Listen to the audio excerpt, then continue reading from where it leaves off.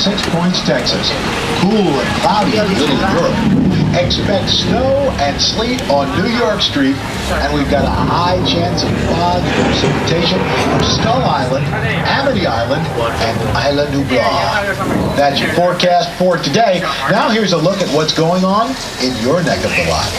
Well, here in Old Mexico, we have a flash flood warning. Little storm moving in here. Comes to the If you're actually feeling it today, this is going to be the camera lens to make it look like it's cloudy.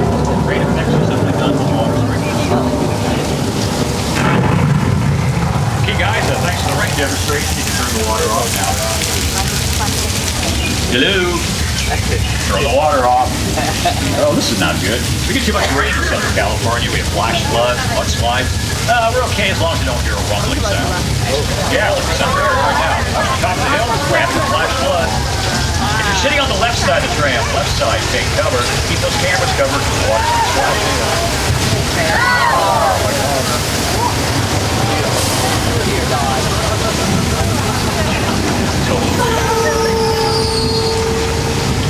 Speaking of water, thousands of gallons were just dumped from a big tank at the top of the hill.